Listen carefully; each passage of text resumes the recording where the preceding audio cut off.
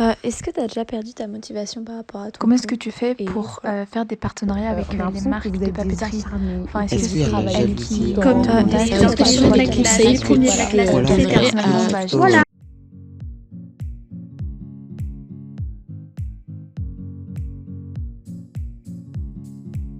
Bonjour à tous, c'est Mathilde du compte Studigram MTHLD. Alors aujourd'hui, on va faire une vidéo où je réponds un petit peu à vos préjugés et à vos questions par rapport au Studigram. Donc la semaine dernière sur Instagram, je vous ai demandé de m'envoyer vos questions, vos préjugés, etc. en vocaux.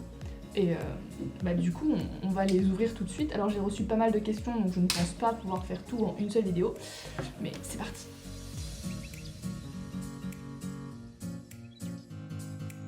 Vous avez vu, j'ai fait une ambiance un petit peu bleue, un petit peu le bleu des vocaux Insta. Parce que est-ce que vous aussi, il y a un bug en ce moment où genre les vocaux ils restent bleus, même si on les écoute? Genre faut les écouter 3 fois pour qu'ils redeviennent blancs. C'est trop chiant, je vous jure, j'ai envie de tuer Instagram pour ça. Parce que du coup, je sais jamais si j'ai déjà écouté le vocal ou si je l'ai pas encore écouté. Bref, c'est parti. Premier vocal. Coucou, du coup j'avais une question.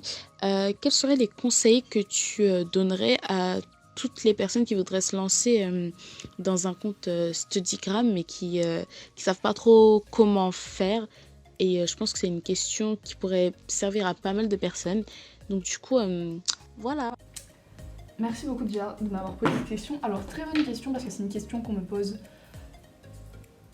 très souvent, vraiment, genre il y a plein de gens qui me demandent et tout si j'ai des conseils pour eux pour qu'ils se lancent dans le Studigram. Mon premier conseil déjà, c'est sois toi-même, et ça c'est dans n'importe quelle chose que tu fais, c'est sois toi-même et fais-le si ça te fait plaisir. Parce qu'il y a des personnes qui se lancent sur Instagram en général ou dans le Studigram uniquement parce qu'ils voient que par exemple ils ont un moyen là de gagner des abonnés, d'être famous, d'avoir des objets, des partenariats, etc. Il faut pas faire ça pour ça. Déjà, en fait, de base, si vous faites quelque chose pour l'argent, il y a beaucoup de chances que ça marche pas vraiment. Genre, il faut vraiment de la motivation, mais genre sincère, et que vous ayez envie de faire quelque chose. Et la deuxième chose, c'est vraiment... ça reste en fait, sois toi-même, c'est ne copie pas les autres, s'il te plaît. Tu peux t'inspirer, tu peux te copier un petit peu, mais ne fais pas un compte si pour au final c'est copier de A à Z le compte d'un autre et copier de A à Z le contenu que fait une autre personne, parce que les gens, ça les intéresse pas spécialement d'avoir des doublons, surtout si l'un est moins bien que l'autre vu que la personne l'a copié. Donc essaye de faire les choses par toi-même, essaye d'avoir des idées par toi-même et profite de ta vie quoi. J'espère que j'ai répondu à ta question. C'est parti, deuxième vocal. Coucou Mathilde, du coup c'est pour répondre à ta story, je voulais juste savoir comment est-ce que tu fais pour faire des partenariats avec les marques de papeterie? Enfin, est-ce que c'est elles qui te contactent ou est-ce que c'est toi qui les contactes? Parce que personnellement j'ai déjà essayé de contacter certaines marques, mais je pense que c'est par rapport à la grosseur du compte entre guillemets, non? Merci beaucoup et gros bisous. Ok, alors les partenariats, il y a très peu de personnes qui en parlent et je vois pas pourquoi ils en parlent pas. En fait, les gens, ça c'est quelque chose qui m'énerve, c'est les gens, ils ont galéré pour savoir quelque chose et après ils veulent pas le partager aux autres. Bref, c'est pas le sujet du tout. Donc pour un partenariat, alors oui, comme tu l'as dit, ça dépend totalement de la grosseur du compte. Donc moi, mon premier partenariat, enfin la première fois que j'ai reçu des produits gratuitement, ça devait être genre en avril 2020 et je devais avoir genre vers les 1200 abonnés. Donc en dessous, honnêtement, je pense qu'il y a plusieurs paliers.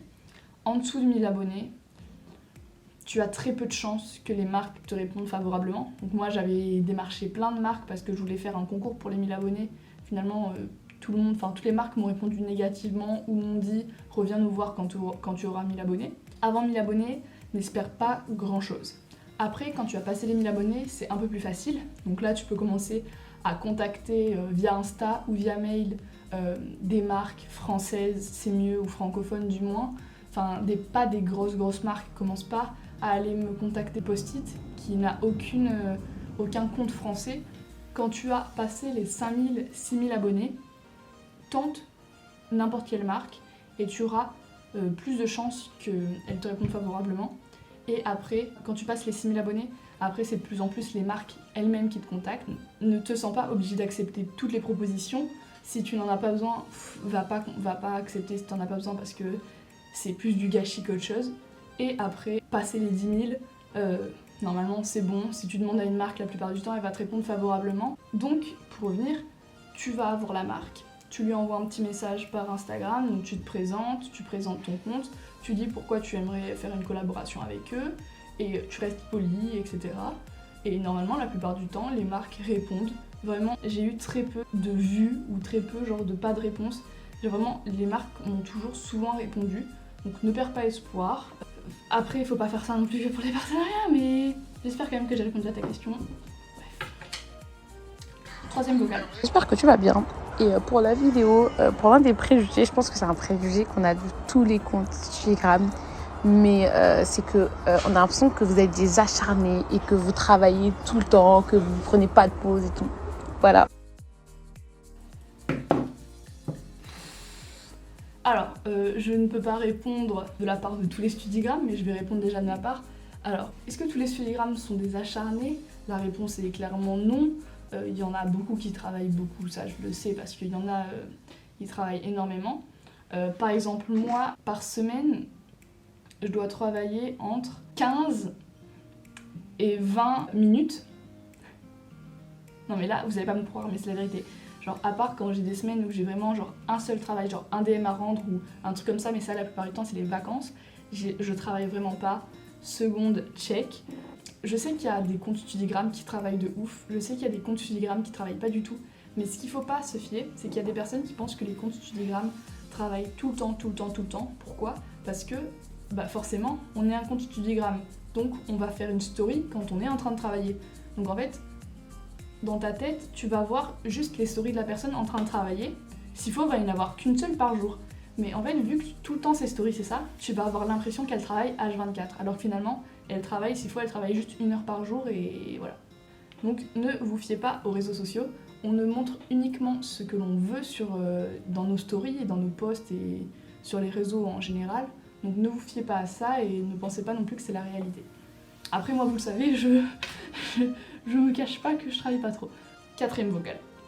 Par rapport aux fiches, tu dirais qu'il faut quelle quantité de texte, imaginons sur un chapitre sur une guerre par exemple, sur la Seconde Guerre mondiale, quelle quantité de texte faudrait-il? Alors ça, c'est une question mais qui est impossible à répondre clairement parce que ça dépend de la matière, ça dépend du cours que tu as, ça dépend de ce que tu veux apprendre, ce que tu connais déjà. Après, toi, tu m'as dit par rapport à la Seconde Guerre mondiale, je vous avoue, les fiches d'histoire, c'est clairement la pire chose à faire. Et moi, je conseille pas de faire une fiche d'histoire sur une petite fiche, parce qu'en fait, il y a tellement d'informations à donner que sur une petite fiche, t'as pas la place de faire une carte, d'écrire des noms, de mettre les dates, les personnages, enfin, il y a tellement de choses. Surtout là, sur un chapitre comme la Seconde Guerre mondiale, il y a tellement de choses à mettre que je te conseillerais de faire sur une grande fiche. Donc il y a certaines fiches d'histoire que j'ai déjà fait comme ça et que j'ai postées sur mon compte. Et il n'y a pas de quantité prédéfinie. Essaye de faire le moins de phrases possible. Essaye par exemple, si c'est du coup pour la Seconde Guerre mondiale, tu mets bien les dates en valeur, tu mets bien les noms des personnes en valeur, tu mets bien les lieux en valeur, tu essayes de faire une carte pour te visualiser un peu les choses, tu essayes de faire des logos, donc par exemple les logos des différents, enfin les drapeaux, les symboles des différents partis, etc. Essaye de faire quelque chose un petit peu de visuel pour que, sans même lire, genre juste en regardant, tu comprends, tu vois. Par exemple là, t'as les formules qui sont en grand et voilà. Prochain vocal. Coucou, alors moi ma question c'est, est-ce que dans le milieu du Studigame, tu vois, est-ce qu'il y a de la jalousie entre tous les comptes de Studigram ou alors pas du tout, c'est plutôt une ambiance bon enfant, tu vois?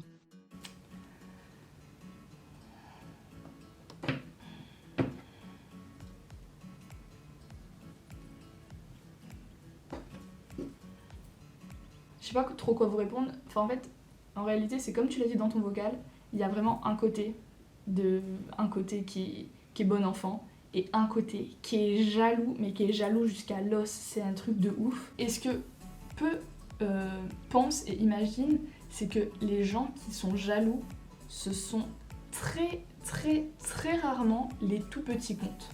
Et la plupart du temps, ceux qui sont jaloux, c'est les gros comptes qui sont à peu près au même niveau d'abonnés et de communauté que nous. Les petits comptes, sont justement super bienveillants avec nous. Par exemple, moi, quand je passe un palier d'abonnés, ça va être grave. Eux qui vont venir me féliciter, qui vont venir me dire « Ouais, on est trop content pour toi, etc. » Alors que les gros comptes, ils vont aller te critiquer, ils vont aller dire ton post il est comme ci, comme ça c'était mieux avant, c'était mieux après, ça c'est comme si. Je vais vous donner l'exemple, je ne citerai pas le nom. On va appeler cette personne Gwendoline. Gwendoline, elle a lancé mon compte un peu plus d'1 an avant moi, donc elle était déjà, genre moi quand j'ai débuté, elle devait être déjà aux alentours des 6000, 7000 abonnés. Mon compte avance, puis vient le moment où moi c'est les 1 an de mon compte, donc elle c'est à peu près les 2 ans de son compte. Moi j'arrive aux 7000 aussi, donc en gros je la rattrape, tu vois. Et voilà le moment où je la dépasse. Donc en fait, je vous explique. Gwendoline, elle était grave sympa avec moi, genre depuis le début, elle était trop contente pour moi, genre on parlait et tout, on discutait. Du moment où je l'ai dépassée en abonnés, elle a commencé à être grave froide, elle a commencé à parler dans mon dos, un truc de ouf. Il n'y a pas à faire des choses comme ça, les gens c'est des détraqués. Genre, les gens retournent, en fait faites gaffe quand même sur les réseaux et tout, parce que les gens, enfin même en vrai, les gens retournent très vite leur veste, donc faites attention. Ami un jour, ennemi le lendemain. Je sais pas si elle existe, cette citation. Si elle existe, elle sera affichée ici, mais j'ai quand même envie de poser la question à une personne, je sais, qui a été touchée par un groupe de studigrammes qui sont bien connus du Studigame, dont vous connaissez forcément le nom, et c'est Clem Studi. Donc je lui ai demandé, Clem Studi, si pour elle l'ambiance est plus bon enfant ou plutôt jalousie. Ok, c'est bon, elle m'a répondu. Mais meuf, si j'expose tout ce qu'on m'a dit, les gens sont dans la merde en fait. Il y a de la jalousie et il y a des coups de Panda. malheureusement. Donc voilà, après heureusement tout le monde n'est pas comme ça, en tout cas je pense. Mais ouais, dès que tu commences à monter un petit peu, ça y est, ça vient chercher les problèmes quoi, donc ça casse un peu les couilles. Voilà, c'est totalement ce que je vous ai dit. Bah, en fait, c'est la période 7000 à 10 000 abonnés. C'est la période où genre moi, j'ai eu grave genre d'insultes, de jalousie, des personnes qui disaient « ça sert à quoi de faire des fiches qui sont belles comme ça sert à rien ». Bref, mais je me suis pris des remarques de Studigram alors que eux-mêmes postent des fiches en fait. Genre ça se voit quand la personne essaye de faire un truc joli. En fait, c'est pas parce que t'as la haine et que tu fais pas encore aussi bien que d'autres personnes que t'es obligé de déverser ta haine sur Insta. Garde ta haine en toi. Bref, prochain vocal. Petit vocal comme ça pour répondre à ta story. Et du coup, je me disais que comme préjugé, il y aurait que toutes les personnes qui font des studigrammes paraissent comme les intelligents de la classe, les premiers de la classe, etc. Voilà, bisous. Cette fois-ci, je peux pas donner mon exemple parce que oui, mais comment je sais pas comment vous expliquer. Non, pas tous les studigrammes sont premiers de la classe. Forcément, oui, il y a des studigrammes qui sont premiers de la classe. On va pas les afficher. Thomas, Anna-Louise, Mathilde. Oui, forcément, il y a des studigrammes qui sont premiers de la classe, mais c'est pas vraiment tous. Il y en a qui sont juste moyens et qui travaillent quand même bien. Après, c'est très rare qu'il y ait des studigrammes qui sont vraiment aux portes de la déscolarisation. Mais non, tous les studigrammes ne sont pas premiers de la classe, mais il y en a quand même pas mal. Prochain vocal.